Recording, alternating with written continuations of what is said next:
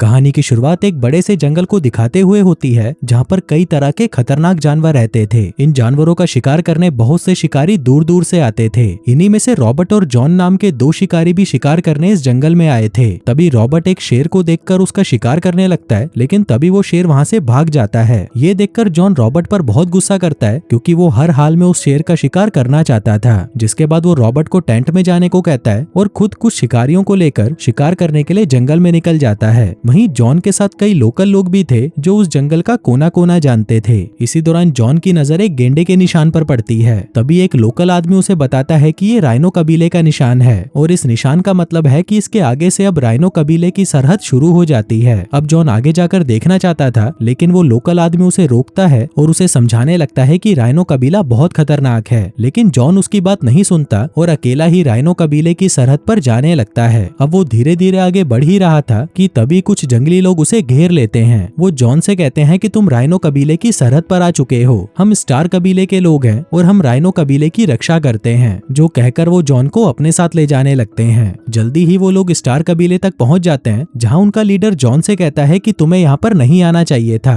क्योंकि राइनो कबीले में कोई भी बाहर का आदमी नहीं आ सकता, इसलिए इस गुनाह की सजा तुम्हें मौत दी जाती है। जिसके बाद जॉन के सामने एक राइनो का पुतला आता है, पर जैसे ही वो लोग जॉन को मारने वाले थे, जॉन उस पुतले को हाथ लगाता है और उसके ऐसा करते ही स्टार कबीले के सभी लोग पुतले बन जाते हैं। अब जॉन को कुछ समझ नहीं आ रहा था कि ये सब क्या हो रहा है। इसी दौरान वहाँ पर एक गुफा अपने आप खुल जाती है और जॉन देखता है कि उस गुफा के दूसरी तरफ एक खूबसूरत सा जंगल है। आगे वो उस गुफा से निकलकर उस जंगल में आ जाता है। अब जॉन ने पहली बार इतना खूबसूरत जंगल देखा था। वो आगे बढ़ ही रहा था कि तभी उसके सामने लिली नाम की एक लड़की पेड़ से नीचे गिरती है। जॉन उसकी मदद करने उसके पास आता है, पर तभी लिली उसके हाथ पर काट कर वहाँ से भाग जाती है। जॉन भी उसके पीछे जाने लगता है, लेकिन तभी वहाँ पर कुछ जंगली लड़कियां आकर उसे पकड़ लेती हैं। अब वो पहले तो जॉन को एक मुक्का मारती हैं, जिसके बाद वो उसे उठाकर अपने साथ ले जाती हैं। हम देखते हैं कि वो लड़कियां राइनो कबीले से थीं और वो जॉन को उठाकर अपने कबीले में ले आई थीं। आगे वो जॉन को एक जगह पर बांध देती हैं, जिसके बाद वहाँ कबीले की रानी मरियम आती है। वो जॉन से पूछती है कि तुम यहाँ पर क्या करने आए हो। जॉन बताता है कि मेरा नाम जॉन है और मैं एक शिकारी हूँ। अब मरियम को लगता है कि शायद वो यहाँ पर उनका शिकार करने आया है, इसलिए वो उसे उठाकर जेल में कैद कर देती हैं। तभी उसे वहाँ पर लिली मिलती है और इसको भी जेल में कैद किया हुआ था। लिली उसे बताती है कि मैं एक गुलाम हूँ। दरअसल मैं जब तुमसे मिली तो मैं यहाँ से भाग रही थी, लेकिन मैं भाग नहीं पाई और कबीले की लड़कियों ने मुझे पकड़ लिया। जिसके बाद वो जॉन को राइनो कबीले के बारे में बताते हुए कहती है कि इस कबीले में सभी लड़कियां रहती हैं। इस कबीले की लीडर बहुत ही जालिम औरत है और उसने कई लड़कियों को अपना गुलाम बना रखा है। वो बताती है कि कबीले में जिन जिन लड़कियों के काले बाल हैं वो सारी राइनो कबीले की लड़कियां हैं और जिनके सुनहरे बाल हैं वो सभी गुलाम लड़कियां हैं। दूसरी तरफ हम उन्हीं गुलाम लड़कियों को देखते हैं जिनके सामने मरियम आती है और वो उन्हें जॉन को उसके सामने पेश करने को कहती हैं। जिसके बाद मरियम जैसे ही इशारा करती है, तभी सभी गुलाम लड़कियां नाचने लग जाती हैं। कुछ देर बाद जॉन को भी जेल से निकालकर मरियम के पास बिठा दिया जाता है। उधर वो गुलाम लड़कियां अभी भी नाच ही रही थी और तभी नाचते नाचते एमी नाम की एक लड़की नीचे गिर जाती है, जिसको देखकर मरियम उस पर खूब हंसती है। एमी भूखी थी तो वो मरियम से खाना मांगती है। तभी मरियम के कहने पर पूरा खाना नीचे गिरा दिया जाता है, जो देखकर सभी गुलाम लड़कियां उस पर टूट पड़ती हैं। वहीं उन लड़कियों की हरकतें देखकर मरियम उनका मजाक उड़ाती है, लेकिन एमी को मरियम का मजाक अच्छा नहीं लगता, इसलिए वो गुस्से में आकर उसके ऊपर खाने का एक टुकड़ा फेंकती है। अब एमी की ये हरकत देखकर सभी लड़कियां घबरा जाती हैं।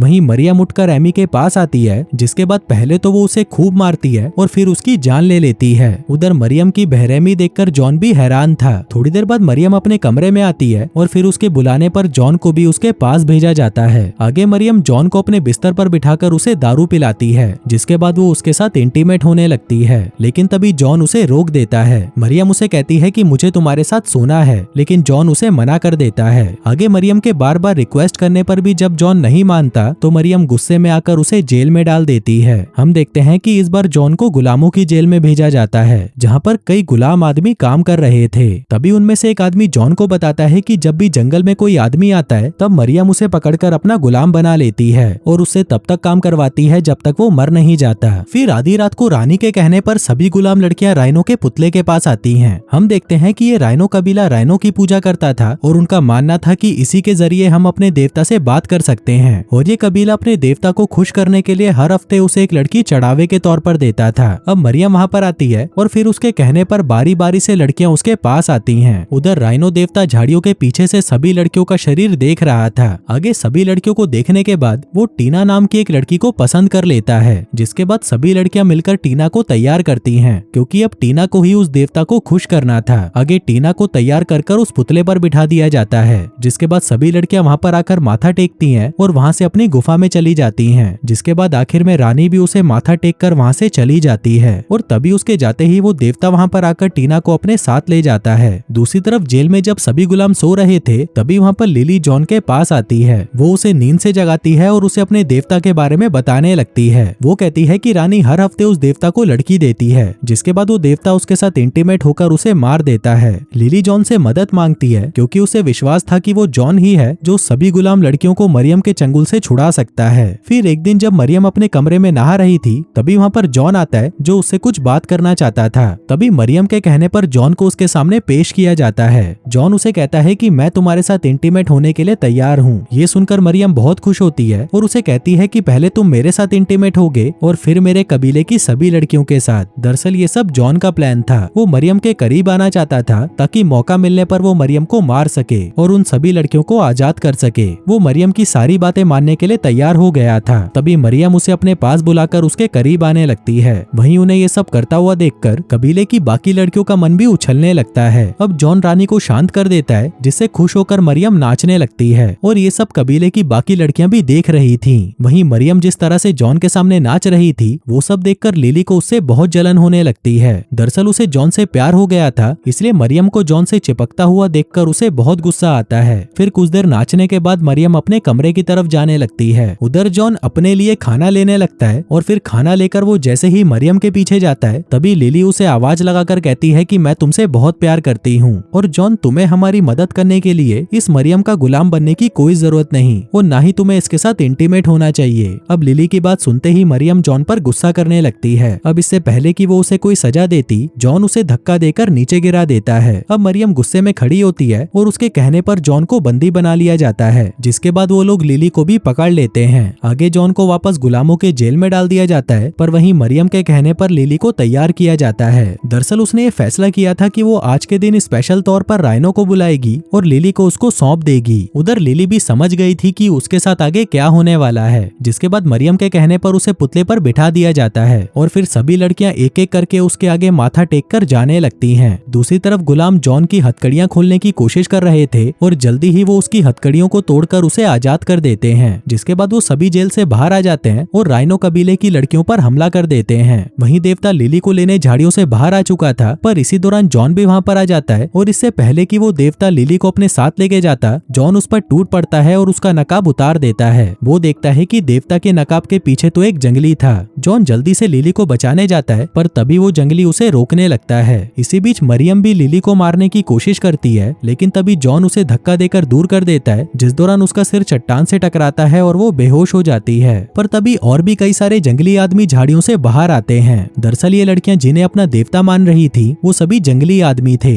जो सिर्फ अपने जिस्म की भूख मिटाने के लिए उन लड़कियों को उठा ले जाते थे। इसी दौरान वो सभी गुलाम आदमी भी वहाँ पर पहुँच जाते हैं, जिनको देखते ही वो जंगली वहाँ से भागने लगते हैं। वहीं वो सारे गुलाम मिलकर उन जंगलियों को मारने का फैसला कर लेते हैं, जिसके बाद वो भी उनके पीछे पीछे जाने लगते हैं। जिसके बाद वहाँ पर एक घमासान लड़ाई शुरू हो जाती है। इसी दौरान मरियम को भी होश आ जाता है, जिसके बाद वो भी उनके साथ लड़ने लगती है। पर क्योंकि वो जंगली लड़ाई में माहिर थे इसलिए वो उन गुलामों पर भारी पड़ रहे थे। लेकिन तभी वहाँ पर असली राइनो देवता आ जाते हैं। वहीं मरियम उन्हें देखकर अपना सर झुकाती है, पर तभी वो राइनो देवता उसे मार डालते हैं। तभी राइनो देवता को देखकर सभी जंगली डर जाते हैं और वहाँ से भाग जाते हैं। जिस दौरान राइनो देवता भी मरियम को मारकर वहाँ से गायब हो जाता है। जिसके बाद हम देखते हैं कि अब सब कुछ ठीक हो चुका था। वहीं लिली चाहती थी कि जॉन उसके साथ यहीं पर रहे, लेकिन जॉन अपनी दुनिया में वापस जाना चाहता था, इसलिए वो लिली को गुड बाय बोलकर उसे वहाँ से चले जाने को कहता है। तभी लिली के जाते ही वो वापस उस राइनो के पुतले को हाथ लगाता है, जिसके अगले ही पल वो स्टार कबीले में वापस पहुँच जाता है। वहीं कबीले वाले भी फिर से ठीक हो गए थे, जिसके तुरंत बाद ही वो पुतला टूटकर बिखर जाता है। अब उस टूटे हुए पुतले को देखकर कबीले का लीडर जॉन का धन्यवाद करता है। वो उसे बताता है कि हमें इस पुतले की रक्षा करने का श्राप मिला था, पर क्योंकि अब ये पुतला ही नहीं रहा तो हमारा श्राप भी खत्म हो चुका है। फिर कहानी के अंत में जॉन वापस रॉबर्ट के पास आ जाता है, जिसके बाद वो दोनों मिलकर फिर से शिकार की तलाश में निकल जाते हैं। और दोस्तों इसी के साथ ही ये कहानी यहीं खत्म हो जाती है।